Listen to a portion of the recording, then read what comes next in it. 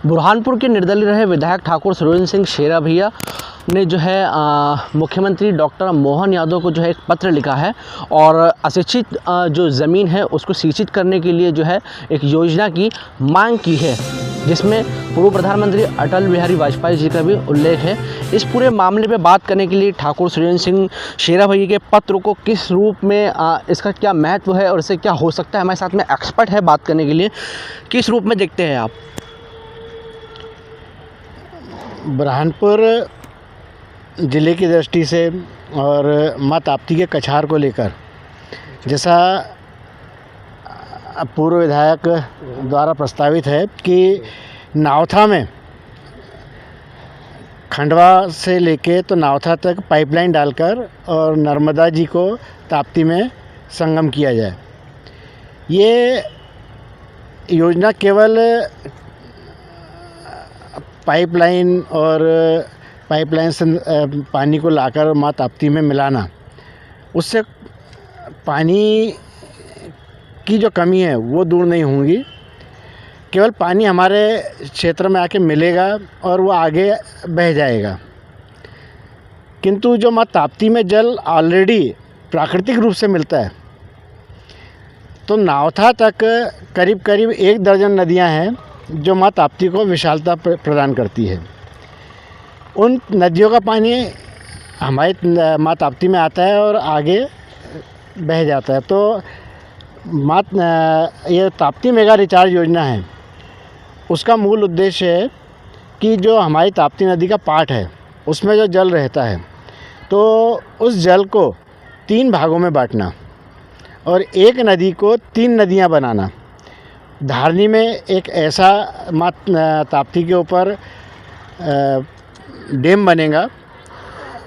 Tapti mega recharge योजना के तहत एक ऐसा डैम बनेगा जिससे 3 धाराएं हो जाएगी उसकी।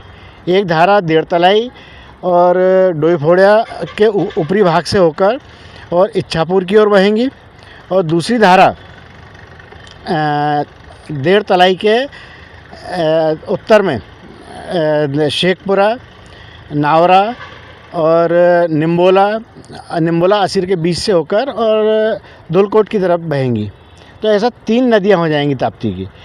और सीधा रिसाव जो इस एरिया में विशेषज्ञों ने बताया है, और उसके लिए एरियल सर्वे भी हुए, और पिछले 20 सालों से इस योजना को लेकर योजना के विशेषज्ञ अपनी राय देते रहे, और केंद्र सरकार और महाराष्ट्र सरकार और मध्य प्रदेश सरकार के बीच इसके बीच में समझौता भी हो चुका है। तो जो योजना लगभग स्वीकृति की दिशा में आ चुकी है, उस योजना पर पहले अमल हो जाए, ऐसा हमारा मतलब मत बनता है। और पानी की कमी नहीं है कि हम पानी की कमी के लिए माँ नर्मदा का पानी लेके आए और उस पर 2500 करोड़ खर्चा करें। तो पानी की कोई कमी नहीं है माँ ताप्ती में। माँ ताप्ती में अंगोरा नदी, दक्षिण में अंगोरा नदी, बाल नदी और सिपना नदी, गाडगा नदी, डवाल, ये धारनी में है लगभग। और धारनी के बाद हमारे बुरहानपुर ज़िले में जब आ जाती है माँ ताप्ती, तो डवाल, सिरपुर की सूखी नदी, खकनार नदी, नावथा और हमारी उतावली, बहुत सारी नदियाँ हैं जिसका पानी मिलता है।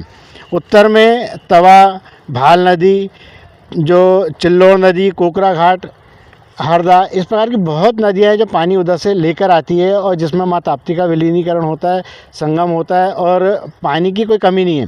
पर उस पानी को रोकना, तो उसके लिए सबसे ऊंचा स्थान है धारनी और देरतलाई के बीच में, जो ताप्ती मेगा रिचार्ज में प्रस्तावित है। और वहाँ अगर वो डैम बनता है और 3 नदियाँ बनती है, तो हमारे बुरहानपुर ज़िले के भूमि में उसका रिसाव होगा, और बजाड़ा जोन का जो रिसाव बताया गया है उसके आधार पे हम भूमिगत जल का जो उत्तरोत्तर प्रगति है उसका लाभ ले सकेंगे। चूँकि पूर्व विधायक ने ये जो पत्र लिखा है किसानों के हित में लिखा है, इस पूरे मामले पे, इस पत्र पे किसान किस रूप में इसको देखते हैं, हमारे साथ में बात करने के लिए किसान मौजूद है। क्या देखते हैं आप इस पत्र को? ताप्ती और नर्मदा जी का जल अगर हमारी ताप्ती में मिलकर अगर हमारे बुरहानपुर ज़िले की भूमि में आता है, तो हमारे किसान भाई जो आज 1000 फीट के ट्यूबवेल से पानी निकाल के खेत को सिंचित कर रहे हैं। मेरे को ऐसा लगता है कि ताप्ती जी का जब पानी हमारा आएगा, नर्मदा जी के जल में मिलेगा, तो ताप्ती और नर्मदा जी के जल मिलकर हमारे यहाँ की जो ज़िले की भूमि रिचार्ज होगी वो 500 फीट के ऊपर तक के लेवल हमारा आ जाएगा, जो किसानों को इतना गहरा ट्यूबवेल करना भी नहीं पड़ेगा और बड़ी मोटर डाल के बिजली का उपयोग भी कम होगा, किसान का खर्चा भी कम होगा और खेती भी बहुत अच्छी होगी, क्योंकि नर्मदा जी का जल जो है वो खेती के लिए बहुत अच्छा माना जाता है। मैंने कुछ क्षेत्रों में जो बड़वानी, खरगोन और अदर क्षेत्रों में जिसका सर्वे किया है, तो वहाँ के किसानों ने ऐसा मुझसे कहा है। तो मैं तो शासन से यही निवेदन करूँगा कि इस योजना को जल्द से जल्द लागू करके अति शीघ्र इसको पूर्ण किया जाए और मां नर्मदा का जल बुरहानपुर ताप्ती नदी में मिलाकर इस योजना को लागू किया जाए। चूँकि अब हमने किसान से और एक्सपर्ट से बात की, तो कांग्रेस और भाजपा से पक्ष रखना भी ज़रूरी हो जाता है। हमारे साथ में भाजपा के नेता मौजूद है, चिंतामन महाजन जी। किस रूप में देखते हैं पूर्व विधायक के इस पत्र को आप? पूर्व विधायक जी ने नर्मदा ताप्ती लिंक योजना की बात कही है और साथ में कुछ बजट की भी बात कही है, लागत की भी बात कही है। तुलनात्मक रूप से उन्होंने ये कहा है कि नर्मदा लिंक योजना जो है ताप्ती मेगा रिचार्ज से कम लागत की है। मेरा इस मुद्दे पर यह कहना है कि ताप्ती मेगा रिचार्ज योजना बहुत व्यापक योजना है, 2 राज्यों की योजना है और 2 राज्यों के 3 लाख हेक्टेयर भूमि को सिंचित करने की योजना है। मेरे पूर्व वक्ताओं ने ये भी बताया कि यह मतलब भूमिगत रिसाव और इसकी एक नदी की 3 नदी बनेगी। ये एक दीर्घकालिक योजना है जिसका आने वाले कई पीढ़ियों तक क्षेत्र के, महाराष्ट्र के किसानों को और मध्य प्रदेश के किसानों को लाभ मिलेगा। केंद्र में माननीय मोदी जी की सरकार है, जल शक्ति नियोजन मंत्री भी बहुत रुचि इस ताप्ती मेगा रिचार्ज योजना में ले रहे हैं और इतिहास और प्रमाणित करता है कि भारतीय जनता पार्टी की सरकारों में लागत और बजट कोई इशू नहीं रहता है।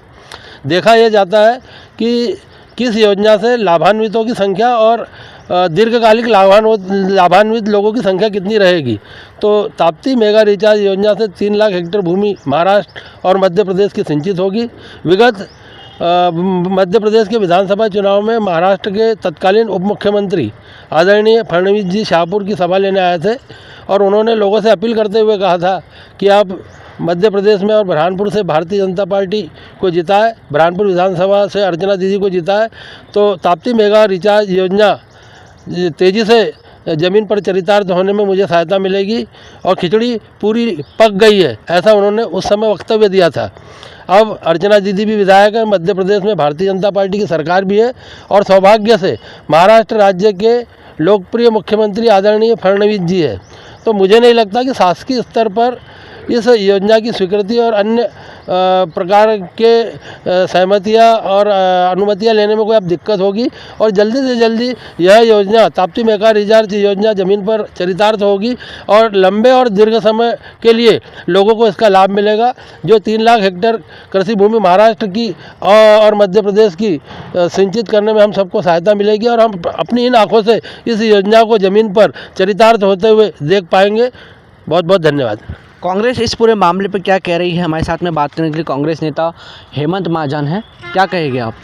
देखिए, पूर्व विधायक जी ने जो पत्र आदरणीय मुख्यमंत्री जी को लिखा है, तो निश्चित तौर पर अगर उस पर अमल होता है तो हमारे बुरहानपुर ज़िले के लिए सौभाग्य का विषय होगा कि मां नर्मदा का आगमन हमारे बुरहानपुर ज़िले में होगा, जिससे कि ताप्ती में जल स्तर की वृद्धि होगी। और रही ताप्ती मेगा रिचार्ज परियोजना की बात, तो ये भूमिगत जल रिसाव के लिए बहुत महती योजना हमारे बुरहानपुर ज़िले और निमाड़ के लिए होने वाली है, परंतु इस पर विगत कई वर्षों से कार्य हो रहा है। जो केवल और केवल हर साल सर्वे हो रहे, मीटिंगें हो रही, परंतु मूर्त रूप उसका अभी तक नहीं दिया गया।